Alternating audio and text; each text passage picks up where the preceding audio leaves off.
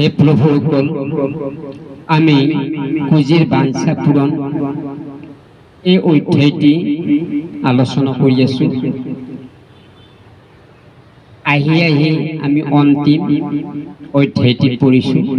এই অধ্যায়টিত কিনো ক'ব বিচাৰিছে আমি অধ্যয়ন কৰাৰ মাজতে আমি আপোনালোকৰ ওচৰত আলোচনা কৰোঁ।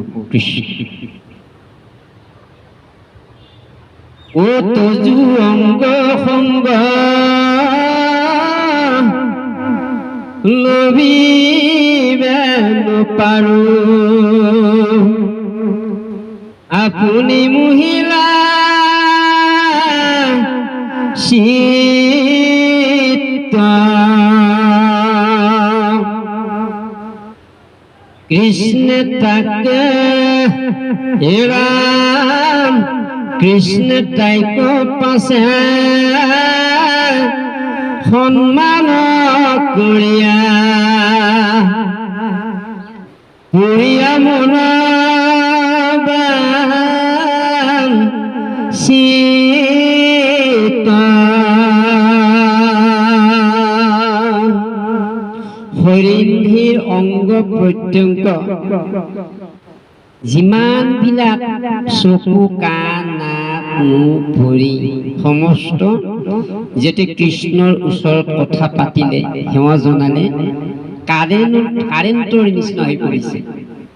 দেহ মন হৰিণীৰ কাৰেণ্টৰ নিচিনা হৈছে। ইয়াতে এটা কথা মনত পৰে, আমাৰ কৃপালু আচাৰ্য বাপীশ্বৰ এখন সৰু গাঁৱলৈকে ধৰ্ম প্ৰচাৰ কৰিবলৈ গৈছিলে আৰু তাতে শৰণ মাধ্যমটো ৰাখিছিলে, পালনাম আছিল। পালনামৰ শেষতে শৰণ আছিল। তাতে আচলতে আজিকালিহে এনেকৈ মানুহে খোলাকৈ গা পা নুধুৱে। আজিকালি সাজ সজ্জাৰে সাজি কাচি এটা ৰুম সজাই গা পা ধুৱে। বাপীশ্বৰে কিন্তু খোলাকে গা ধুইছিলে।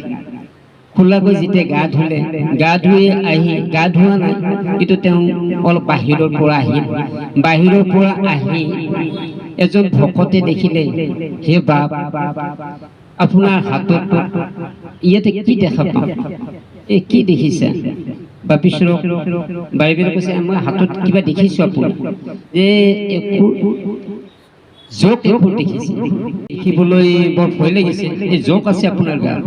তেতিয়া বাপীশ্বৰে ক'লে, জোক থাকক বাৰু, নালাগে পিছত কাৰেণ্টত উপনীত হৈছে, কাৰেণ্টত জাপ দিছে, গতিকে নিজে নিজে পৰিব। চোৱা, বাপীশ্বৰে কিছু সময় পিছত দেখুৱালে যে চোৱা, বাপীশ্বৰৰ গাৰ পৰা নিজে নিজে পৰি। তেতিয়া জগপুৰ চালে যে মৃত্যুৰ মুখত পৰি আছে। জগপুৰ যেতিয়া মৃত্যুৰ মুখত পৰিলে, তেতিয়া বাপীৰ ওচৰলৈ মুখলৈ চাই ভকত যেন অত্যন্ত ভয় খাই উঠিল। কিয় ভয় খাইছে? হে বাপীশ্বৰ, হে কৃপালু গুৰু, সঁচাকৈ আমি ভয় খাইছো যে আপোনাৰ দেহৰ শক্তি আৰু দেহৰ কাৰেণ্ট কিমান শক্তিশালী, যে সিদ্ধ পুৰুষ এজনৰ শক্তিয়ে বেলেগ। আমি এনেকুৱা সৰু সৰু কাহিনী বহুত আছে, বাপীশ্বৰ কৃপালু গুৰুজনাৰ বহুত আছে। গতিকে আমি মাজে মাজে আলোচনা কৰিম আপোনালোকৰ ওচৰত। আমি আকৌ এই যিটোকে গুৰুজনাৰ শাস্ত্ৰ থেকে আমি আলোচনা কৰি আছো। কৃষ্ণ হে ৰাম ৰাম, বস্ত্ৰয়ল অহংকাৰা দিয়া মনত সুখী, হৰিণী কহৰি ৰংগে, আপোনাৰ গৃহক চলি গৈ লাপাছে, উদ্ধৱ কলা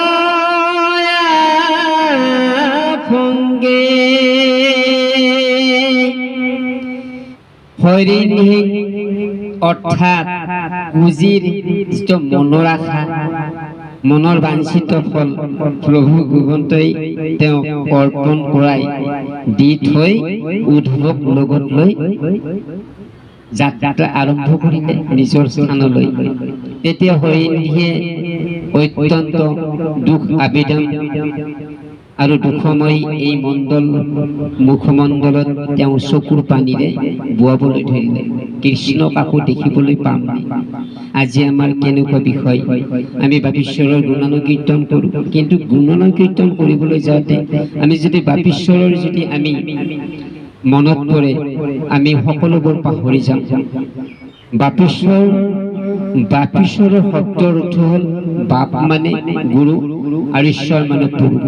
বাপীশ্বৰ এই বিষয়টো যদি আমি সঁচাকৈ বাপীশ্বৰৰ আদৰ আমি যদি মানো, বাপীশ্বৰৰ যদি আমি গুৰু সেৱা যদি সদায় আমি কৰিবলৈ পাৰোঁ, তেতিয়াহ'লে আমি এজন সিদ্ধ পুৰুষ আমি হ'বৰ কাৰণে গোটেই ডাঙৰ নহ'লেও আমি বাপীশ্বৰৰ এজন প্ৰকৃত ভক্ত হ'বৰ কাৰণে সদায় চেষ্টা কৰা উচিত। আমি বিষয় বাসনত সদায় আহি থাকোঁ, বিষয় বাসনত সদায় লাগি থাকিব লাগিব। তাৰে মাজেৰে আমি ভকতিৰ যিটো উৎপয় পন্থ আমি সদায় সংস্কৃত হৈ আমি পৰিষ্কাৰ পৰিচ্ছন্নতাত এজন ভকত হৈ আমি সদায় সাজু হৈ থকাটো অত্যন্ত উত্তম বুলি কৈছোঁ কৃষ্ণ।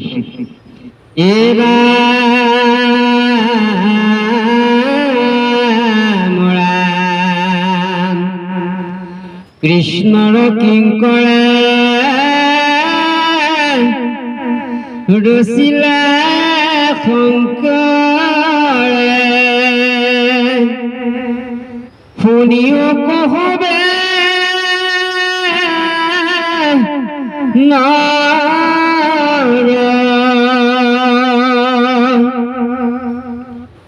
অতি অল্প সেৱা মাত্ৰকে সন্তোষ, হয় কৃষ্ণ ঈশ্বৰ। এজন কাৰেণ্টৰ কাম কৰা মানুহে কাৰেণ্টৰ লগত যেতিয়া লাগি চাতি থাকে, কাৰেণ্ট হৈ যায়, দেহাটো গোটেই কাৰেণ্ট হৈ যায়। আৰু এজন ভকতে যদি কৃষ্ণময় হয়, কৃষ্ণৰ চৰণত যদি সেৱা জনায়, কৃষ্ণৰ দাস হয়, কৃষ্ণৰ ভক্ত হয়, সেই ভকতজনে এজন সিদ্ধ পুৰুষৰ উপনীত হয়। শক্তি এটা আহি পৰে। সেই ভকতজনক যদি গালি পাৰে, এই ভকতক যদি উপহাস কৰে আৰু ভকতক যদি নিন্দা কৰে, তাৰ পৰিণাম ভুক্তভোগী ঈশ্বৰে সেই ফল ঈশ্বৰে দিয়ে। ভকত নিন্দাটোৱে আটাইতকৈ ডাঙৰ অপৰাধ। কোনে কৈছে? প্ৰভু ভগৱন্তৰ এই গুণানুকীৰ্তনখিনি মহাপুৰুষ কৃপাল গুৰু শংকৰদেৱ গুৰুজনাই। কৃষ্ণৰ কিংকৰে ৰচিলা শংকৰে, শুনিও কবে নৰ, অতি অল্প সেৱা মাত্ৰকে সন্তোষ, হয় কৃষ্ণৰ ঈশ্বৰ। হে প্ৰভুসকল, সঁচাকৈ ঈশ্বৰৰ নাম ল'লে কেতিয়াও শেষ নহয় আৰু বিনাশো কেতিয়াও নহয়। কিন্তু আমাক উপায় দি থৈ গৈছে গুৰুজনাই, আমি সময় থাকোঁতে ভকতি, সময় থাকোঁতে মুকুতি। কৃষ্ণ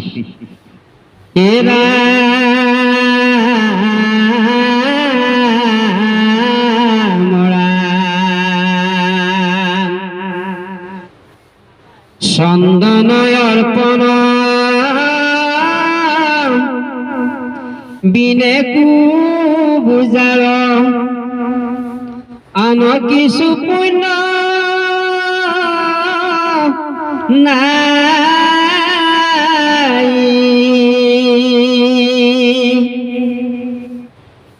এতে কোতে কেন ও দেখিও পরম, প্রসাদ পালে কতাই।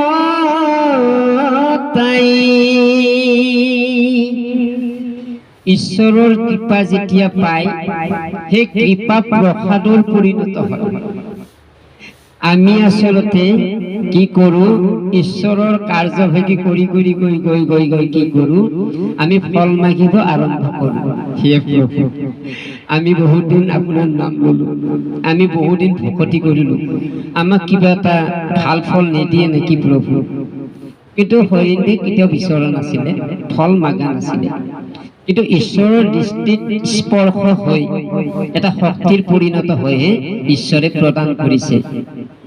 আমি কাইবাক্য মনে আমি বাৰে বাৰে ক'বলগীয়া হৈছে, কাইবাক্য মনে যদি আমি সেৱা ভাগি ল'ব পাৰোঁ, ঈশ্বৰে যদি তাক ক'ব পাৰোঁ, আমি ফল মাগিবলগীয়া নহয়, ঈশ্বৰে ফল দিবই।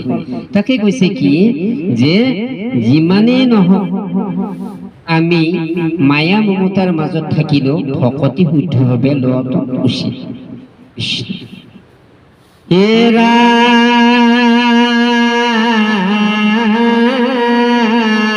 ৰাম ৰাম, ও যিটো অনুক্ষণে শ্ৰৱণে কীৰ্তনে ও ভজয় কচিত কৰি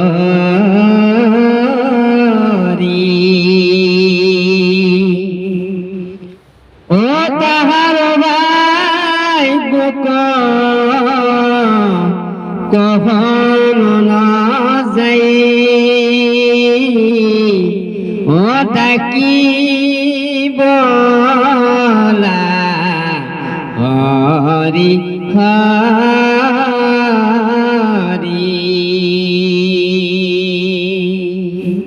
হে প্ৰভু, যে যিজনে শ্ৰৱণ কীৰ্তনত সঁচাকৈয়ে তেওঁ ভকতিৰ প্ৰাপ্তি হয়, শ্ৰৱণ কীৰ্তন যদি কৰিবলৈ পাৰিছে একচিত্ত মনে সঁচাকৈ প্ৰভু ভগৱন্তৰ অনুক্ষণত চকুৰ জাপানুমা সময়খিনিতে ঈশ্বৰে প্ৰদান কৰিব, ঈশ্বৰে দিব, ফল দিব। আৰু কি কৰিছে, ভাগ্য অনুযায়ী নহয়, কৃপা যদি নাথাকে ভাগ্যক থিয়ালেও নহয়। এজন বিভিন্ন ধৰণৰ কথা জনা মানুহ বা বেদ বেদান্ত জনা মানুহে যদি কয় যে ভাগ্যৰে লিখন, ক'লে ভাগ্যত আছে কৰি ল'লে হয়। ভাগ্যক থিয়ালে কেতিয়াও কৃতকাৰ্যতা সম্পূৰ্ণ নহয়। আচলতে কি কৃপা থাকিব লাগিব, ঈশ্বৰৰ কৃপা। ঈশ্বৰৰ কৃপা অবিহনে কেতিয়াও তাৰমানে পূৰ্ণ নহয় বুলি কৈছে। এই অধ্যয়নৰ মাজেদি বুজাইছে যে হৰিণীৰ যিটো মনৰ বাঞ্ছা ফল ঈশ্বৰে প্ৰদান কৰিছে ভক্তিৰ মাধ্যমেৰে। আমি কি কৰিব লাগিব, সঁচাকৈয়ে এই গুৰুজনাৰ এই আদৰ্শ নীতি যদি আমি মানিবলৈ যাওঁ, তেতিয়াহ'লে নিশ্চয় আমিও অভাৱ অভিযোগৰ মাজত প্ৰভু ভগৱন্তই কৃপাময় জগত গুৰু শ্ৰীমন্ত শংকৰ এই অধ্যায়টি আমি সঁচাকে পূৰ্ণ প্ৰাপ্তি হম। কৃষ্ণ। এই অধ্যায়টি সমাপ্তি ঘটিল, আমি আকৌ অধ্যায় নতুন অধ্যায়টি পাতনি মেলি অহাবেলি। কৃষ্ণ। জয় জগতগুৰু শ্ৰীমন্ত শংকৰ। মই দুৰাচাৰ কেৱলে তোমাৰ অপৰাধী নাৰায়ণ, ও ভূমি ও কহৰি লয় দাস কৰি পখিলো হেৰা শৰণ ৰাম, পখিলো হেৰা শৰণ